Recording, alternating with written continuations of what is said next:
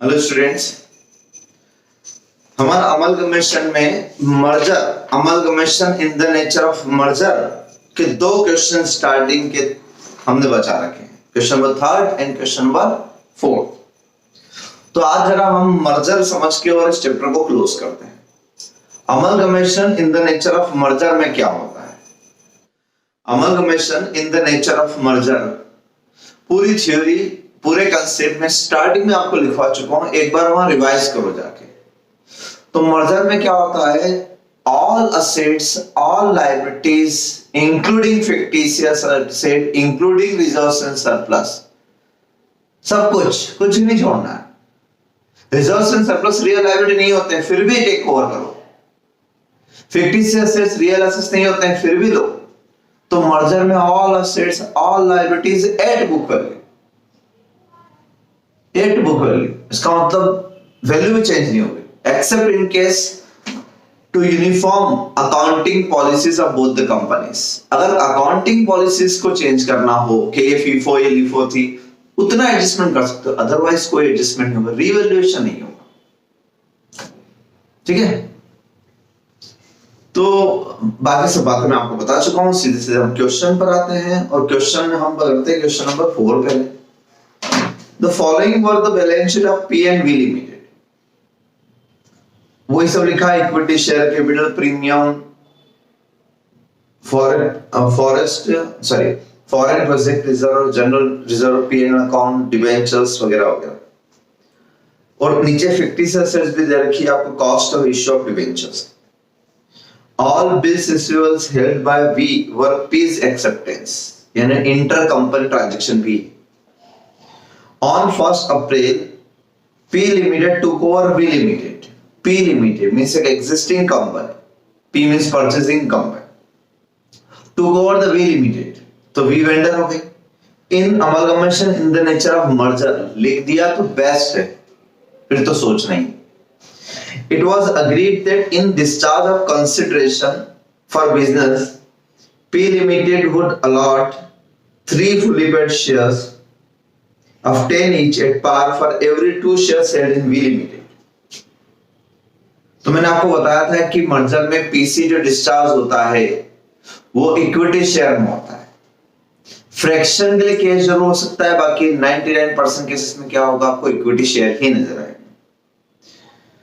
It was also agreed that 12% debentures in V Limited would be converted into 13% debentures in V Limited in same amount and denomination. तो ये PC का part नहीं है, तो debentures को new debenture दे रहे हैं, ऐसा तो हो सकता है ना मर्जर में। हाँ, वैल्यू भी नहीं बढ़ा रहे कोई, क्योंकि all assets taken over, all liabilities taken over at book value, तो बुक वैल्यू को चेंज नहीं करना है, लेकिन ओल्ड डिबेंचर के बदले में न्यू डिबेंचर्स तो दे सकते हैं। ठीक है, ये पीसी का पार्ट नहीं होता है। Expenses 1 lakh borne by P Limited, और अब आपको एंट्री करना past entry in the books of P Limited and V Limited's balance sheet. P Limited's balance sheet immediately after. तो सबसे पहला काम हर क्वेश्चन में क्या रहता है? पीसी निकालना, हर क्वेश्चन। अब पीसी अगर हमें दिया हुआ है तो हम उस मेथड से निकालेंगे, पेमेंट मेथड से। क्या लिखा था इन्होंने? Consideration for business, P Limited would allot 3 equity shares of 10 each at par for every 2 shares held। तो ऊपर चलो, V Limited किसके शेयर्स लेंगे? V वेंडर के शेयर्स के बदले में परचेजर अपने शेयर्स देगा। तो V Limited के 6000 लाख 10 रुपीज ईच, यानी 600 लाख शेयर्स हैं। तो 2 equity share holders in V Limited, shares in P Limited, तो 600 लाख शेयर्स, 600 लाख शेयर के बदले में कितना कहा था? For every 2 shares, her 2 share के बदले में वो अपने 3 शेयर्स दे रखा है इन पी लिमिटेड। तो शेयर्स इन पी लिमिटेड कितने? 3, इतना है। और कितने का? 10 rupees per share eight par, तो ये हो गया आपका 900 shares, 900 lakh shares of 10 each at par, तो 9000 ये आपका पीसी आ गया। ये आपका पीसी आ गया। इसमें और कहां क्या लिखा है, बैलेंस इन कैश ऐसा कुछ लिखा है क्या, कहां लिखा है? और वैसे भी मर्जर में और कुछ आएगा ही। हाँ ऐसा होता अगर मान लो ये डिवाइड करने के बाद है, डिवाइड इनटू करने के बाद ये फ्रैक्शन में आता, 900 राउंड फिगर में नहीं आता, 900.9323 ऐसा कुछ भी आता, तो शेयर्स फ्रैक्शन में नहीं होते हैं। तो हम क्या करते, 900.16 मान लो ऐसा आता फिगर, तो हम 900 तो शेयर्स दे देते और 0.16 के लिए कैश देते, कहते कैश कितने रुपए के रेट से, तो जो कस्टमर प्राइस दिए, प्राइस की वजह की 10 रुपए तो 10 रुपए, प्राइस 100 रुपए तो 100, 12 तो 12, 15 तो 15, जो मार्केट प्राइस दे रखी है 0.16 शेयर, ठीक है, तो 10 कितने शेयर होगा, तो 1 रुपए 60 पैसे। इस तरीके से हम देते हैं। एग्जाम्पल है, फिगर कुछ और, डेफिनेटली 10-20 रुपए थोड़ा बड़ा फिगर आएगा, 1-2 रुपए नहीं आएगा, 1-2 रुपए आया तो नेग्लिजिबल अमाउंट आप इग्नोर कर सकते हो उसको। तो ओनली फ्रैक्शन केस अलाउड, ठीक है, इसके अलावा नहीं। बस डिबेंचर्स टू डिबेंचर्स तो पीसी का पार्ट ही नहीं, वो तो लेंगे ही नहीं हम यहाँ पर। अब एंट्री का सवाल क्या है, तो एंट्री क्या करते हैं, in the books of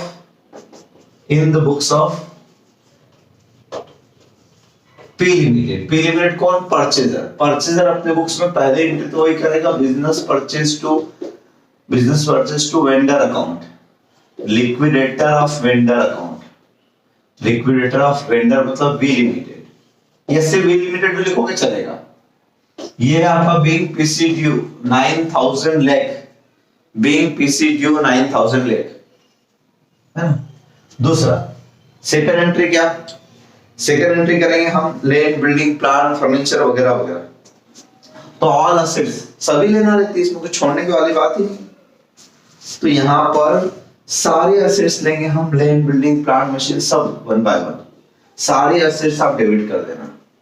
even ये जो cost of issue of debentures लिखा है फिक्टिशियस है, ये भी लिखेंगे, यानी कुछ छोड़ेंगे, कुछ भी नहीं छोड़ेंगे, गुडविल होते तो वो भी नहीं छोड़ना, सब ले लो।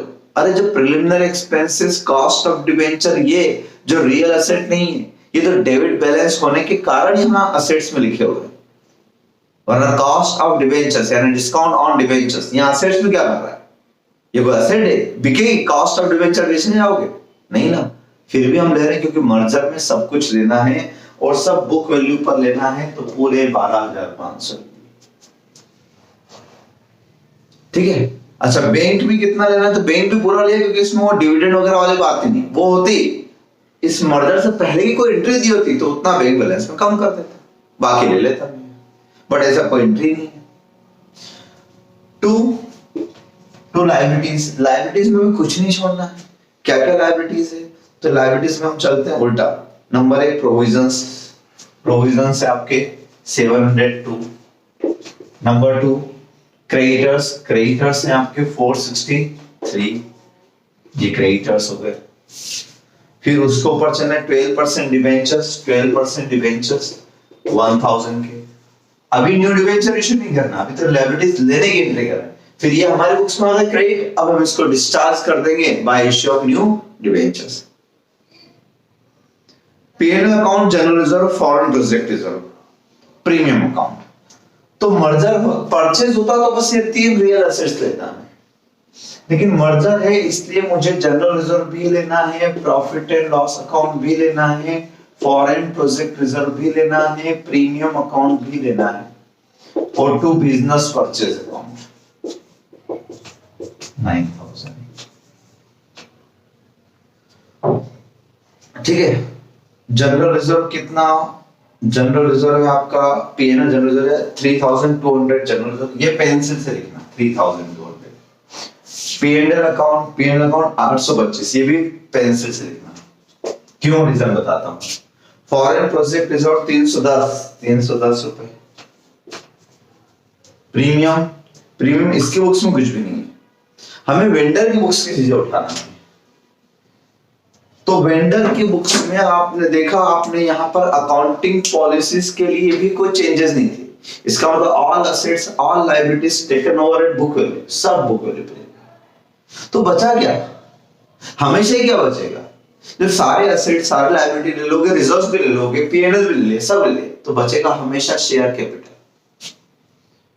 कौन से दो शेयर, इक्विटी और प्रेफरेंशियल, क्योंकि वो यहां नहीं लेते हैं क्योंकि वो लायबिलिटी नहीं, उन दो के लिए तो पीसी दे रहे हैं क्योंकि वो हमने नहीं ली। भाई वेंडर कंपनी आपको कोई चीज क्यों दे रही कि हमने ये चीज नहीं ली, इसका पैसा ले लो आप, तो एक तरीके से वो आपकी शेयर कैपिटल खरीद रहे हैं। अब शेयर कैपिटल कितनी है, 6000 लैक्स, इक्विटी प्रेफरेंशियल होते तो वो भी, इसीलिए तो यहां पर आप पीसी का कंपैरिजन मैंने लिखवाया आपको थ्योरी में, पीसी का कंपैरिजन परचेज में नेट एसेट से करते हैं, PC higher than net asset then it is goodwill, कम आए तो कैपिटल रिजर्व, और इधर देखो आप थ्योरी में PC is greater than share capital, PC आपका 9000। अब आपने यहां पर सिर्फ क्या छोड़ा था, बैलेंस शीट पूरी छाप दी, सिर्फ 6000 लिखना छोड़े थे बस आपने। उस 6000 की जगह आपने क्या लिख दिया, 9000 का पीसी लिख दिया आपने, यही करा ना अंतर। तो हमेशा ये होगा शेयर कैपिटल छोड़ के आप उसके लिए पीसी लिखो। तो अगर पीसी ज्यादा है शेयर कैपिटल कम है तो डिफरेंस 3000, इसको गुडविल नहीं बोलेंगे,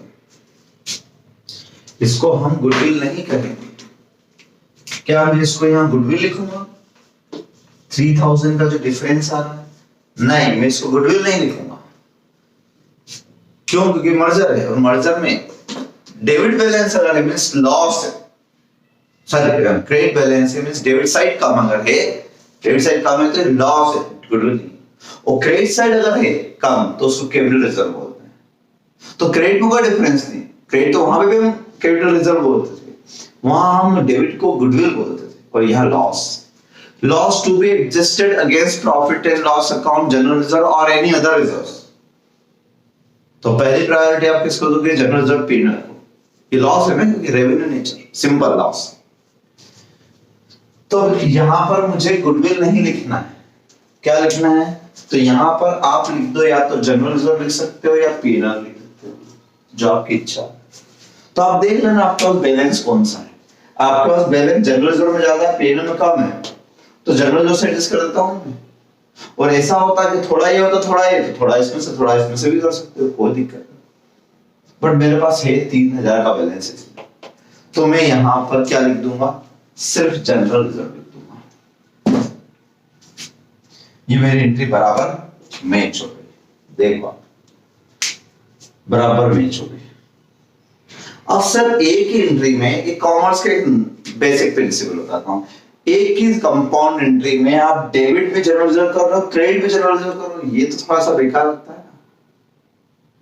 तो मैं इसलिए कहता हूं और सब बच्चों को याद रखने का तरीका बताता हूं, वो ये कि आप इसको पेंसिल से लिखना भी मैंने कहा था, वो इसीलिए कहा था मैंने कि पेंसिल से लिखना, और जितना यहाँ लॉस आए उतना यहाँ आके एडजस्ट कर देना। तो 3200 के बैलेंस में से आपने 3000 एडजस्ट कर दिया, तो अब बचा कितना, 200। तो यहां से एंट्री हटा देना। तो ऐसे कट करके लिखना कॉपी में, ताकि याद रहे कि सर ने यहां से ऐसा लाए थे फिर हटाया था सर। तो आप ऐसे ही करोगे, पहले पेंसिल से ले आना जो भी डेबिट बैलेंस है, उस डेबिट बैलेंस को इसमें से या इसमें से एडजस्ट कर देना। तो 3200 में से 3000 हटा दिया, कितने बचे, 200 बचे। कम पड़ते तो इसमें से माइनस करता, और कम पड़ते तो कैपिटल रिजर्व या कुछ और रिजर्व दिया होता। ये स्टैट्यूटरी रिजर्व में से नहीं, ये foreign project reserve, investment allowance reserve, ये स्टैट्यूटरी रिजर्व होते हैं, किसी न किसी स्टैट्यूट यानी कानून के द्वारा बनाए होते हैं, इनको मेंटेन करना होता कुछ सा, इनको डिस्टर्ब नहीं करना। ठीक है, समझ में मर्जर में क्या फर्क, बस ये एकमात्र एंट्री समझना है, स्टार बना के रख लेना कि ऐसे एडजस्ट करना है, वो लिखवा भी रखा है। तो loss adjusted against general reserve and profit and loss account. और मान लो सर जनरल रिजर्व पीएनएल नहीं होते, कोई दूसरा रिजर्व भी नहीं होता, तो डेबिट कर देना, कोई दिक्कत नहीं, जनरल रिजर्व या पीएनएल डेबिट लिख देना। जब बैलेंस शीट बनाओगे तो ऑटोमेटिकली इसको कहा गया है रिजर्व्स एंड सरप्लस हेडिंग में, तो उस कंपनी के रिजर्व से एडजस्ट हो जाएगा। बैलेंस शीट तो ओवरऑल बनेगी ना, परचेसिंग कंपनी में आ गया ना, ये फिगर कहां आ गया, परचेसिंग कंपनी में आ गया, तो परचेसिंग कंपनी का रिजर्व कम हो जाएगा ना ऑटोमेटिक, क्या दिक्कत। तो अगर यहाँ रिजर्व नहीं है तो वहां तो रिजर्व रहेगा, तो आप इसको डेबिट लिखना। सपोज इसी क्वेश्चन में ये नहीं दिख रहा है मुझे, तो मैं 3000 लिखे रहने देता। जब बैलेंस शीट बनाता तो automatically reserves and surplus minus हो जाता। और चलो वहां पर भी रिजर्व नहीं होता तो वहीं पर हम रिजर्व्स एंड सरप्लस में बैलेंस शीट में नेगेटिव फिगर भी तो लिख सकते हैं। आजकल तो वैसे भी अलाउड है, ठीक है। तो सारा रास्ते में आपको बताती है, बस इसके अलावा कुछ खास बात नहीं इस क्वेश्चन में। और तीसरा एंट्री होगी liquidator of vendor limited V limited 9000 to equity share capital 9000 to premium होती तो प्रीमियम और टू कैश होता तो कैश लिख देते। 3 एंट्री में काम खत्म। चौथी एंट्री वही वाली अपनी ओल्ड डिबेंचर 12% यहां डेबिट हुए। Old debenture account debited, old debenture account debited 1000 और इसी के जगह इनको आपने 13% के न्यू डिबेंचर्स दे दिए 1000 के। और जनरल इक्वल अमाउंट रहेगा, वो झंझट नहीं रहेगा। पहले जो डिबेंचर्स की टफ वाली एंट्री आती थी, ठीक है। चौथी एंट्री हो गई अपनी। फिफ्थ एंट्री क्या होती है? एक्सपेंडिचर की। Amalgamation expenses of amalgamation amounting to 1 lakh were borne by P limited. यानी इस पूरे खर्चे सारे हमने बियर की, हमने किए तो हम लिख लेते हैं। हम लिख लेंगे अगर एक्सपेंसेस सारे, तो हम एक्सपेंसेस किस में लिखते थे? याद करो कि यहाँ गुडविल आते थे तो यहाँ goodwill account debit to cash लिखते थे। कैपिटल रिजर्व आया तो कैपिटल रिजर्व लिखते थे। लेकिन मर्जर में गुडविल तो आती ही नहीं है, कैपिटल रिजर्व भी नहीं आया। कैपिटल रिजर्व आता तो मैं कैपिटल रिजर्व से लिख देता, ठीक है। तो आप यहां पर अमलगमेशन एक्सपेंसेस P&L अकाउंट या जनरल रिजर्व से भी एडजस्ट कर सकते हैं। टू अमलगमेशन एक्सपेंसेस 1 लाख, ये सब लैक्स में फिगर चल रहे हैं तो 1 यहां लिख दिया मैंने। कैपिटल रिजर्व होता उससे कर देना, कोई दिक्कत वाली बात नहीं। और P&L हो तो P&L से कर देना, कोई प्रॉब्लम नहीं। गुडविल नहीं होती, बस ये बात ध्यान में। गुडविल नहीं, मर्जर और केस परचेज का होता तो गुडविल से कर लेते, ठीक। तो मर्जर के क्वेश्चन ज्यादा इजी रहते हैं, इसलिए एग्जाम में नहीं आते, क्योंकि इसमें ज्यादा एडजस्टमेंट नहीं होते हैं। पूरी बैलेंस शीट उठा के छापना रहती, बस इतनी सी बात रहती बस। बाकी सब पॉइंट तो ओके हुए रहते हैं। तो जर्नल एंट्री कुछ खास नहीं आती इसमें। और पीसी में भी ज्यादा नहीं हो जाएगा, क्योंकि पीसी जनरली किस में रहते हैं? शेयर्स में।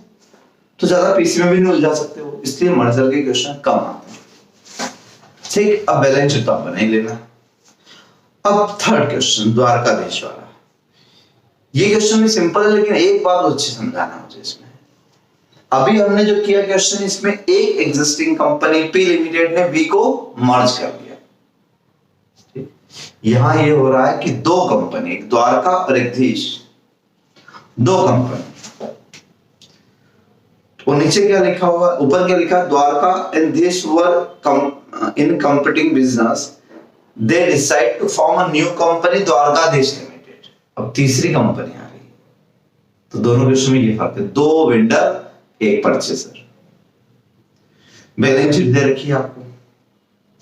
नीचे लिखा था assets and liability of both the companies were taken over by new company at their book values.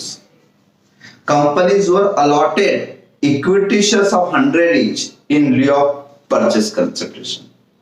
Prepare opening balance sheet of Dwarkadhish. अब एग्जाम में ऐसा क्वेश्चन अगर आता है तो पहली बात तो ये है कि आप कैसे पहचानोगे मर्जर का है। तो दो ही रास्ते सबसे मेन, एक तो all assets liabilities taken over at book value, एक का भी रिवैल्यूएशन नहीं होना चाहिए, और दूसरा पीसी बाय इक्विटी शेयर ही समझ जाना क्वेश्चन मर्जर का है। हाँ, इतना हो सकता है कि प्रेफरेंशियल के लिए प्रेफरेंशियल आ सकते हैं, वो चलेगा, बट इक्विटी के लिए सिर्फ इक्विटी में आना चाहिए। इक्विटी के लिए प्रेफरेंशियल शेयर्स या कैश पेमेंट नहीं होना चाहिए। फ्रैक्शन के लिए हो सकता है, बट टोटल पीसी, पूरा पीसी कैश में हो, ऐसा नहीं हो सकता,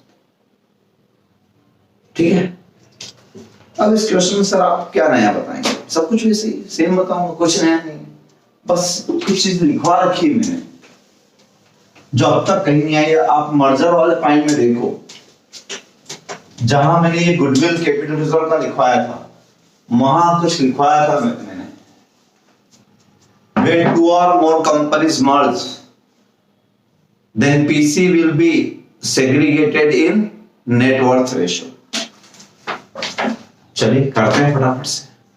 तो पीसी निकालते हैं। पीसी कैसे निकालेंगे? पेमेंट मेथड से निकाले या असेट्स मेथड से? तो सर पेमेंट से निकालते हैं ना, हमने हर क्वेश्चन पेमेंट से किया। तो पेमेंट ढूंढो, यहाँ कहां लिखा है? यहाँ इतना लिखा है, company were allotted equity shares of 100 each in लिeu of PC. कितने शेयर्स कहां है? तो फिर तो असेट से चलना पड़ेगा। तो अब आप आओ फर्स्ट फॉर्मेट, जहां मैंने कैलकुलेशन ऑफ पीसी वर्ड लिखवा रखा है, कैलकुलेशन ऑफ पीसी। वो फॉर्मेट सामने रखो तो समझ में आएगी बात, और पढ़ के रखो तो बहुत अच्छी बात है। पहले मैं करता हूं real asset minus real liabilities. ठीक है, एक द्वारका लिमिटेड है और एक देश लिमिटेड है। असेट्स, असेट्स में कौन सी ले रहा हूं मैं? Real assets. Real asset building सभी रियल है द्वारका में, तो एक भी फिक्टिशियस नहीं, सब रियल है। 22 लाख सामने। दूसरी कंपनी, इसमें भी सब रियल है। गुडविल भी रियल होती है, गुडविल रियल एसेट होती है। जब तक कस्टमर वैल्यू लेस वर्ड ना लिखे तब तक आप रियल ही मानोगे। बिकती गुडविल 13 लाख रुपए। लेस रियल लायबिलिटीज, एग्जाम में भी आप ऐसा लिख सकते हो। ऐसा जरूरी नहीं कि आपको अलग अलग नाम लिखना, कोई जरूरी नहीं, टाइम बचाना। लायबिलिटीज में ऊपर प्रोविडेंट फंड दिख रहा है मुझे, रियल लायबिलिटीज में प्रोविडेंट फंड 1 लाख रुपए का, क्रेडिटर्स 60,000 रुपए के बस, और insurance reserve. Insurance reserve reserve है, तो प्रोविजन तो प्रोविजन वर्ड लिखते तो हम एक बार लायबिलिटी अज्यूम कर लेते। रिजर्व वर्ड तो रिजर्व तो प्रॉफिट होता है, वो रियल लायबिलिटी नहीं होता। किसी को देना है क्या? नहीं। नीचे आते हैं, employees profit sharing fund 60,000। Employees profit sharing fund 60,000 रुपए, ये भी रियल लायबिलिटी होता है। क्रेडिटर्स 40,000 रुपए, क्रेडिटर्स 40,000 रुपए के। Reserve fund, reserve account surplus, ये रियल लायबिलिटी का पार्ट नहीं। तो अगर आप नेट ये हो गई 1,60,000 है, 21 लाख, ये नेट असेट हो गई है, नेट वर्थ बोल सकते हो आप। ठीक है, अगर परचेज होता तो ये पीसी हो जाता, परचेज के केस में। लेकिन चूंकि मर्जर है, और मर्जर में हमें ऑल असेट्स लेना है, एक भी नहीं छोड़ना है। तो अगर मैंने ऊपर रियल एसेट ली है तो फिक्टिशियस यहां ले लेता हूं, फिक्टिशियस यहां ले लेता हूं। लेकिन फिक्टिशियस है ही नहीं, होती तो लेता हूं। ऊपर मैंने रियल लायबिलिटीज ली, रिजर्व छोड़ दी, यहां ले लेता हूं reserves and surplus. Reserves and surplus में क्या क्या ले लेता हूं? तो रिजर्व्स एंड सरप्लस में मेरे पास ऊपर है इंश्योरेंस रिजर्व 1 लाख रुपए का, इंश्योरेंस रिजर्व है 1 लाख रुपए का, और नीचे रिजर्व अकाउंट है 1 लाख और सरप्लस 1 लाख। रिजर्व अकाउंट और सरप्लस 1 लाख। ठीक है, तो यहां कितना बचा? 20 लाख। यहां कितना बचा? 10 लाख रुपए। ये है आपका पीसी 30 लाख रुपए। In the nature of merger में लिख लेना यहां PC in case in the nature of merger. तो सर इतनी मेहनत क्यों की? जब all assets, all liabilities, all reserves सब बुक वैल्यू पे लेने ही थे तो सीधे शेयर कैपिटल ले लेते ना 20 लाख और 10 लाख। देखिए देखो, एक ही तो छोड़ेंगे तो वही तो पीसी हो गया।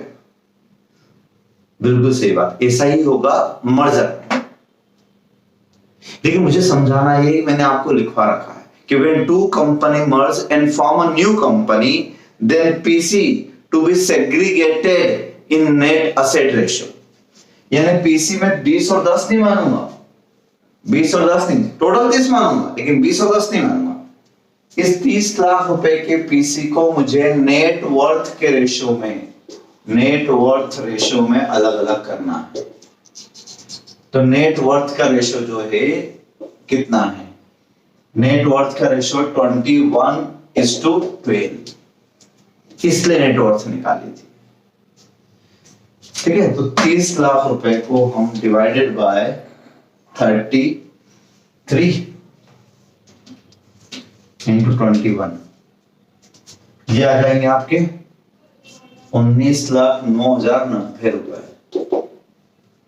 ठीक है, और फिर ये आ जाएंगे आपके 10,90,910 रुपए। ऐसे ये आगे रेशो में आप चाहो तो इनको राउंडेड ऑफ कर सकते हो, है ना। इसको आप पूरा 9,000 कर लो और इसको आप 1,000 कर लो, तो ये फ्रैक्शन एलजेड खत्म हो जाएगा, क्योंकि 100 रुपए का एक शेयर देना। बट मैं फ्रैक्शन वाली बात भी समझाना चाहता हूँ इस क्वेश्चन में, इसलिए मैं फ्रैक्शन रहने दे रहा हूं। पहली बात तो सर आप ये समझाइए कि ये पीसी ऐसे क्यों निकाला, जब ये आ गया था 20 और 10 भी पीसी ऐसे क्यों, कि वापस से नेट वर्थ के रेशो में क्यों। तो मैं आपको एक लॉजिक बताता हूं क्यों ऐसा हुआ। मैं कहता हूं कि एक कंपनी ऐसी है रिलायंस इंडस्ट्रीज लिमिटेड और गोदरेज इंडस्ट्रीज, इसकी इक्विटी शेयर कैपिटल भी 10 लाख, इसकी भी 10 लाख, दोनों की इक्विटी शेयर कैपिटल 10-10 लाख। इस कंपनी में रिजर्व्स एंड सरप्लस बहुत सारे और इस कंपनी में नील। जबकि अगर मैं इसके P&L अकाउंट को देखता हूं तो मुझे पता लगता है कि दोनों कंपनी का टर्नओवर भी सेम है और दोनों कंपनी का प्रॉफिट भी सेम है, कमाती भी सेम। तो सर जब कमाती सेम है तो फिर रिजर्व दोनों के सेम होना चाहिए। नहीं, ये कंपनी क्या करती है, सारे प्रॉफिट्स में से मैक्सिमम प्रॉफिट, है ना, मान लो चलो थोड़ा बहुत बचा लिया इसने 2 लाख, बाकी प्रॉफिट ये डिविडेंड में बांट देती है, आउटफ्लो हो जाता है पैसा। और ये क्या करते हैं, सारा प्रॉफिट रिटेन कर लेते हैं, रिजर्व में ट्रांसफर करते हैं, डिविडेंड नहीं बांटते। ये उसको री इन्वेस्ट करते हैं अपने बिजनेस में, उससे कमाते हैं वो, अलग अलग पॉलिसी सभी की। तो ये डिविडेंड ज्यादा बांटते हैं, ये डिविडेंड कम बांटते हैं। पैसा दोनों का सेम, दोनों का टर्नओवर सेम, सब कुछ सेम मान लेते हैं, कैपिटल भी सेम। तो ऐसी कंडीशन में आप देखो कि इसकी और इसकी पारा, अब ऐसी कंडीशन में बताओ इसकी वर्थ 30 आ रही, इसकी वर्थ कितनी आ रही, 12। अगर मैं इसकी पूरी बैलेंस शीट बना के बताऊं तो बैलेंस शीट में assets minus liability, asset minus liability equal to equity plus reserves ही तो होता है। करके देखना कोई भी बैलेंस शीट में। तो इसकी वर्थ ज्यादा, इसकी वर्थ कम, है ना। तो अब अगर मैं मान लो असेट्स माइनस लायबिलिटीज करता तो रिजर्व भी माइनस करता। मर्जर में तो क्या होता, मर्जर में तो आप ये भी माइनस करते। चलो मैं पूरी बैलेंस शीट बना देता हूं। मान लो यहाँ पर लायबिलिटीज भी होती, अदर लायबिलिटीज होती, ये सब क्रेडिटर वेटर ये सब मिला के मान लो 10 इधर भी 10 इधर भी, तो 40 और 22। ऐसे असेट साइड में, असेट साइड में land building plant machine debtor वेटर कैश वैश ये सब मिला के 40 और 22 ऐसा। ये बैलेंस शीट बना दी चलो मैंने, ये टोटल असेट्स हो गई, ये टोटल लायबिलिटीज हो गई।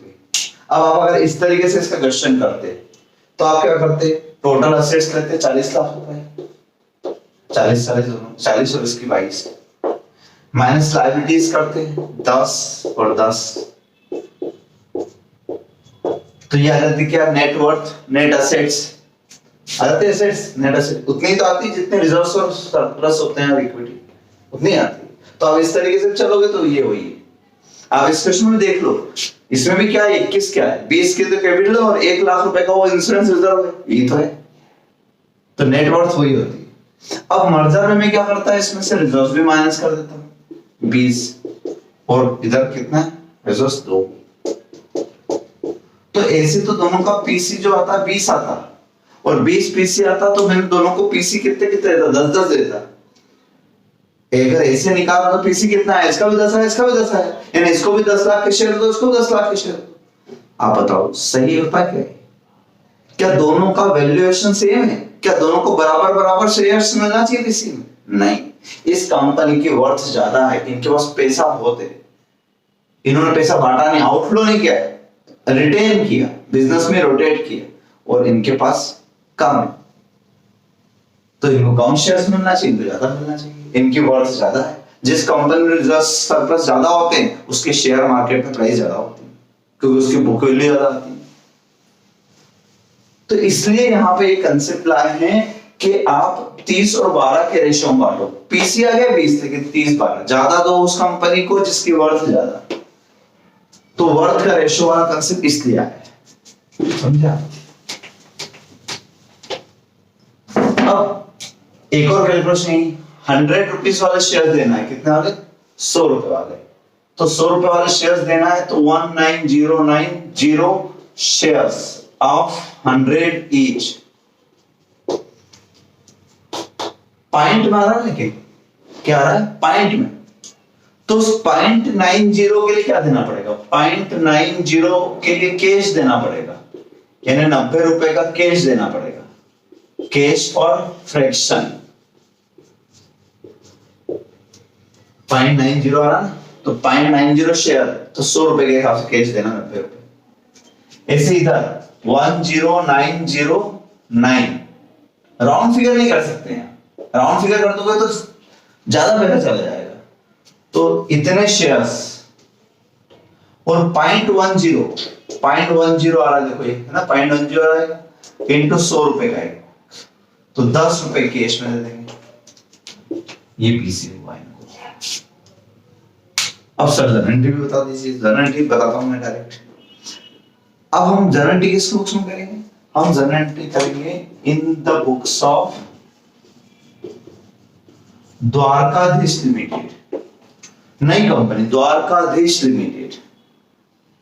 द्वारकाधीश लिमिटेड, और वो नहीं है, उसमें पुराना कुछ भी नहीं। तो पहले एंट्री तो वही आपकी क्या? Business purchase account debited to Dwarka limited and to Dhish limited. इनको हमें पीसी देना है कितना? 19,90,090 रुपए। इनको देना है 10,90,910 रुपए। टोटल मिला कितना? 30 लाख पीसी देना है। पीसी ड्यू कर लिया। पीसी ड्यू करके पेमेंट की एंट्री भी बता दूं मैं आपको यहीं पर, है ना। सेकंड एंट्री हम बाद में कर लेंगे। तो फर्स्ट एंट्री हो गई, सेकंड थर्ड एंट्री क्या हो जाएगी? थर्ड एंट्री अब अलग अलग बताता हूं मैं। अलग अलग इसलिए क्योंकि द्वारका लिमिटेड को आपने डेबिट किया, उसको डेबिट किया आपने 19,09,090 से। इसमें आपने इनको शेयर्स कितने दिए? इक्विटी शेयर कैपिटल दिया आपने 19,090 शेयर दिए ऑफ 100 ईच, और बाकी का आपने फ्रैक्शन कैश में दिया 90 रुपए। ऐसे दोनों को साथ में करूंगा तो 90 और उसके 10 वो 100 हो जाएंगे। तो आपको लगेगा एक शेयर हो गए। अरे एक शेयर हो गया, लेकिन बंटवारा थोड़ा करेंगे वो एक शेयर का, इसलिए अलग अलग एंट्री करो। ऐसे धीश लिमिटेड में to equity share capital and to cash, वहां पर देना कितना है आपको? 10,90,910 देना है, लेकिन आपने शेयर्स कितने दिए? 10,909 शेयर दिए, 100 रुपए का एक, 10 रुपए कैश दे दिए। इस तरीके से, ठीक। और सेकंड नंबर एंट्री करना है, बस 3 एंट्री होगी। डिबेंचर टू डिबेंचर 5, चौथी एंट्री है ही नहीं। एक्सपेंडिचर को एंट्री है ही नहीं इसमें, 3 एंट्री में काम करता हूं। अब सेकंड एंट्री जो है, अब आप द्वारकाधीश हो, जब 2 कंपनी बंद होकर आपके पास आएगी तो आप चाहो तो 2 एंट्री करो कि इसके असेट्स लेने की एंट्री अलग, इसके अलग, ये दोनों को मर्ज करेगा, कोई फर्क नहीं पड़ेगा। एग्जाम में मर्ज करके कर देना तो जल्दी हो जाएगा। तो मर्ज कैसे करोगे? ये रही, दोनों की असेट लिख दी डेबिट, दोनों की लायबिलिटीज क्रेडिट, रिजर्व्स भी लेते हैं, मर्जर में तो सब लेते हैं। तो all asset debit, all liabilities debit, all reserves sorry credit. तो लायबिलिटी और रिजर्व्स क्रेडिट और एसेट्स डेबिट। और 2 पीसी, तो पीसी 30 लाख तो बराबर ही आ जाएगा हिसाब, क्योंकि पीसी हमने निकाला इसी से 30 से, तो अब कोई डिफरेंस का फिगर आएगा ही नहीं इस बार। तो इस बार डिफरेंस नहीं आएगा अगर आपने एक साथ किया तो, क्योंकि ये एक साथ मिला के 30 थे। लेकिन मैं अलग अलग बताता हूं, अलग अलग में थोड़ा सा डिफरेंस आएगा, क्योंकि इसका नेट एसेट थी, पीसी था 20 और आपने दिया कितना 19, तो थोड़ा डिफरेंस आएगा। तो अलग अलग से हम कंसेप्ट समझते हैं, ज्यादा क्लियर होगी बात। तो द्वारका के एसेट्स क्या है? हम द्वारका के एसेट्स लिखते हैं, अलग अलग लिखना आपको। Building, plant, stock, debtor, cash, bank. Cash bank भी यहाँ वही कंसेप्ट है कि अगर उनके पास पूरा कैश एंड बैंक पड़ा है तो हम ले आए। अगर उन्होंने कोई डिविडेंड की एंट्री या कुछ दी होती तो हम उतना कैश छोड़ के बाकी का ले आते। तो तो हम असेट्स अकाउंट डेबिट कर देता हूं मैं 22,60,000। आप अलग अलग लिखना, अलग अलग लिखना। 22,60,000 रुपए में हर चीज अलग लिखते हैं, बिल्डिंग रेंट सब चीज अलग लिखना, ठीक है। टू क्या, टू अपने पास सभी लिखना रहता है, शेयर कैपिटल को छोड़ के सभी तो लेते हैं, रिजर्व भी तो लेते हैं मर्जर में, तो इंश्योरेंस रिजर्व भी ले लेते हैं 1,00,000 रुपए का। क्रेडिटर्स 60,000 के क्रेडिटर्स ले लेते हैं 60,000 रुपए के। प्रोविडेंट फंड यस ये भी ले लेते हैं, प्रोविडेंट फंड 1,00,000 रुपए का, इसको मैं पूरा लिख देता हूं 1,00,000 रुपए। बस शेयर कैपिटल छोड़ दी मैंने, और बदले में क्या लिख देते हैं, टू बिजनेस परचेस अकाउंट। अब बिजनेस परचेस अकाउंट जो हमने खोला था वो इतने रुपए से खोला था, पीसी से। तो आप देखो यहाँ शेयर कैपिटल जो थी वो 20 लाख थी और पीसी इतना है, तो PC is less than share capital, तो क्रेडिट साइड में और कम आ रहा है। 20 लाख की जगह हमने 19 लाख ही दी, तो 20 लाख रुपए की जगह आपने 19,90,090 रुपए दी। इसका मतलब 90,910 का कैपिटल रिजर्व आएगा। और दूसरी कंपनी देश लिमिटेड को लेते हैं, तो उसमें भी सारे एसेट्स ले लेना, सारे एसेट्स डेबिट करोगे गुडविल सहित 13 लाख रुपए के, ठीक है। टू क्या, टू लायबिलिटीज, लायबिलिटीज में क्या क्या ले लेते हैं, तो employees profit sharing fund, employees profit sharing fund 60,000। एक हम ले लेते हैं क्रेडिटर्स, क्रेडिटर्स आपके 40,000 के, ठीक। Reserves account, general reserve account है, रिजर्व अकाउंट मतलब जनरल रिजर्व, इसको मैंने कहा था पेंसिल से लिखना। पीएनएल अकाउंट, इसको भी पेंसिल से लिखना। अब शेयर कैपिटल की जगह क्या आ गया, बिजनेस परचेज आ गया। बिजनेस परचेज किसका कितना है, 10,90,910 रुपए। तो अब यहाँ 10 लाख की शेयर कैपिटल थी और आपने दिए 10,90,910, तो 90,910 रुपए आपके डेबिट साइड में आ रहे होंगे, जिसको आप कहां से एडजस्ट करोगे, जनरल रिजर्व से एडजस्ट करोगे। लॉस होगा ना, गुडविल नहीं कहेंगे। तो क्या बताया मैंने आपको तरीका मैंने ये बताया कि उस कंडीशन में आप इसको यहां से माइनस कर दोगे, यहां से हटाते हैं, ये मैंने पेंसिल से लिखवाया था आपसे।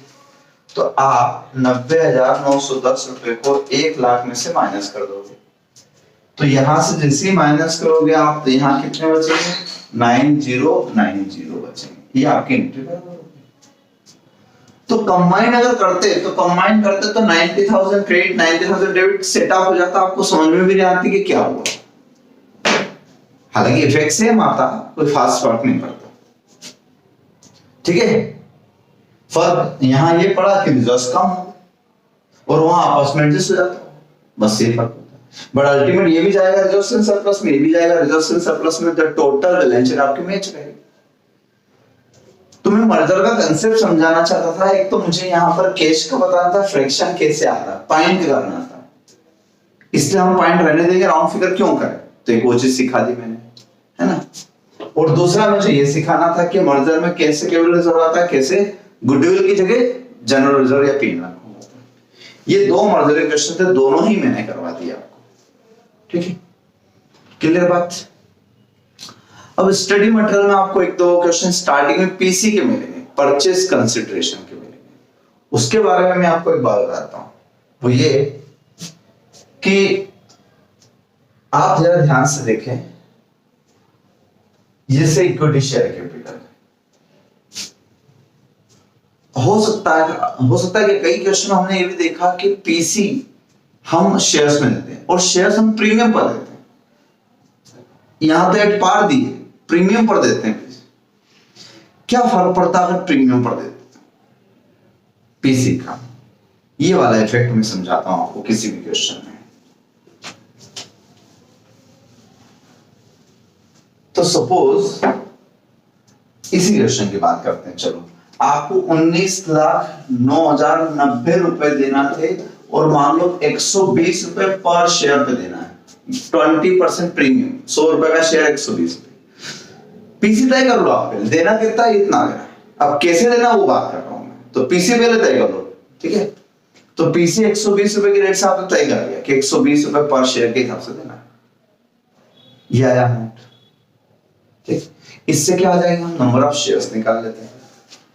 तो 19,09,090 रुपए, 19,09,090 रुपए डिवाइड बाय 120, कितने शेयर्स है, 15,909, 15,909 शेयर्स, 0.08, तो अभी इग्नोर करता हूं, इतने शेयर्स आए। अब आप इसकी एंट्री कैसे करते हैं अपने बुक्स में, तो आप अपने बुक्स में एंट्री ऐसे करते हैं, पीसी तो यही लिखते हैं ना, 19,90,000 यही लिखते हैं ना पीसी, ठीक है। तो पीसी तो यही लिखते हैं, तो गुडविल या कैपिटल रिजर्व तो इतने ही आता ना। परचेसर क्वेश्चन होता तो कैपिटल रिजर्व, गुडविल, और मर्जर का है तो जनरल रिजर्व या कैपिटल रिजर्व, यही आता, ठीक।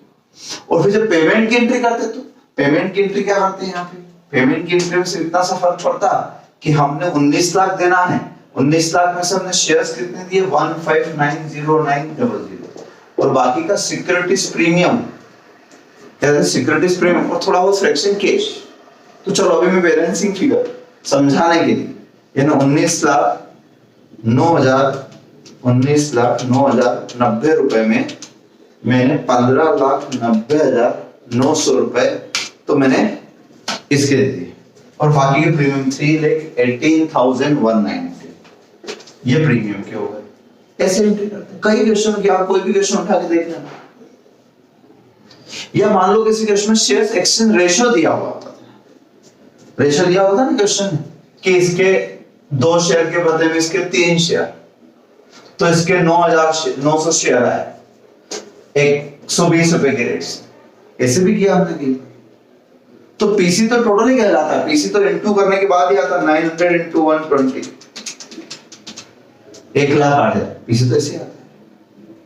तो पीसी कैसे भी निकालो, आपकी जो एग्रीमेंट तय हुआ है, हो सकता है हमारी और उनकी प्राइस तय होगी, इंट्रिंसिक वैल्यू दे रखी, तो वेंडर की वैल्यू क्या काम आती है, पीसी निकालने के। और ये पीसी डिस्चार्ज कौन करता है, परचेजर, तो डिवाइड किससे होता है, परचेजर के शेयर्स, ठीक। चलिए ये बात अलग है, मैं तो ये समझाना चाहता हूं कि अब क्वेश्चन में एक लाइन लिखी हुई है उस इलस्ट्रेशन में, स्टार्टिंग में शायद फर्स्ट सेकंड नंबर पे, कि पीसी तो ये हो गया आपका, value decided so and so, but shares recorded at face value, क्या लिखा उस क्वेश्चन में, shares recorded at face value, मतलब इश्यू तो 120 में किए, बट बुक्स में हमने 100 पे रिकॉर्ड किया at face value, premium record नहीं। तो प्रीमियम में रिकॉर्ड नहीं किए, इसका मतलब ये कि आपने ये शेयर्स जो है 100 रुपीस पे ही रिकॉर्ड किए, 15,09,900 प्रीमियम रिकॉर्ड ही नहीं किए। जब प्रीमियम रिकॉर्ड ही नहीं किए, इसका मतलब पीसी 15,90,000 ही रह गया, फिर पीसी 19 लाख नहीं, कैलकुलेशन 19 से हुआ, लेकिन अल्टीमेट आगे क्या हुआ, आखिरी के उस लाइन के चक्कर में पीसी फेस वैल्यू के बराबर रह गया। तो अब अगर फेस वैल्यू के बराबर रह गया है, तो मुझे यहाँ कितना लिखना चाहिए, यहाँ लिखना चाहिए 15,90,900, और यहाँ पर भी कितना लिखना चाहिए, 15,90,900। तो यहां से प्रीमियम हट जाएगी, ये एंट्री बराबर मैच हो जाएगी। तो प्रीमियम हट गया ना आपका, कैपिटल प्रीमियम किस नेचर का होता है, कैपिटल रिजर्व नेचर का, ये हटा। तो अल्टीमेट इससे इफेक्ट हुआ क्या, आपने इसको प्रीमियम पर रिकॉर्ड नहीं किया, फेस वैल्यू पर रिकॉर्ड कर लिया, ठीक है। तो फेस वैल्यू पे रिकॉर्ड करने के चक्कर में हमने पीसी कम कर दिया, क्योंकि जब फेस वैल्यू पे रिकॉर्ड करना है 100 रुपए पे, तो 100 पे ही वैल्यू करेंगे ना शेयर्स को, फिर 120 पे क्यों, लेकिन निकालेंगे टोटल नंबर ऑफ शेयर्स से निकालेंगे। अगर मैं यही 100 कर देता, जबकि क्वेश्चन में लिखा है मार्केट प्राइस और इश्यू प्राइस 120, तो फिर आप 100 कैसे कर सकते हो। तो 8 पार का मतलब यहाँ का मत समझ लेना, यहाँ तो 120 से करना, नंबर ऑफ शेयर्स तो इससे निकले। फिर ये जो नंबर ऑफ शेयर्स है रिकॉर्डेड एट 100, मतलब सौदा तो तय हुआ 120 में, एक्सचेंज ऑफर कि हमारे एक शेयर हम 120 में देंगे, लेकिन हम हमारे बुक्स में हमारी इच्छा कितने में लिखे, हम लिखे ही नहीं, आपको दे दी शेयर। तो शेयर्स तो 120 के रेट से ही कैलकुलेट हो गए, बट हम रिकॉर्ड 100 पे करेंगे, तो हम हमारे बुक्स में रिकॉर्ड हमने कम पे किया, इसलिए पेमेंट भी शेयर्स पे दिया, प्रीमियम रिकॉर्ड। तो 3 लाख रुपए से हमारा कैपिटल रिजर्व कम आया, प्रीमियम कम, मतलब हमारा रिजर्वेशन सर्कुलर कम हो गया। तो देखो इधर क्या हुआ, इधर अब आपका कैपिटल रिजर्व कितना है, अब आपका कैपिटल रिजर्व डेफिनेटली यहां पर हम कितना आएगा आप माइनस करके देखेंगे, -1599, तो 4,09,100 रुपए आ गया। इससे पहले कितना आया था? इससे पहले आया था 90,900 रुपए। तो वही सेम फिगर यहाँ आ जाएगा, क्या फर्क पड़ना है? तो एक कैपिटल रिजर्व कम हुआ और दूसरा बढ़ गया, ये इफेक्ट होता है। तो ये बात मैंने पहले स्टार्टिंग में इसलिए समझाई क्योंकि तब तक हम एंट्री नहीं कर रहे की हुई थी। अब आपको क्वेश्चन करना हो जाएगा, ठीक? Okay, thank you so much. अब हमारा अमलगमेशन चैप्टर क्लोज हुआ। अब हमारे पास एक तो कंसोलिडेशन बड़ा चैप्टर बचा है और एक एनबीएफसी एक दिन का चैप्टर बचा है, बस, ठीक है। एएस हमारे चल ही रहे हैं ऑनलाइन, ठीक है। Thank you so much.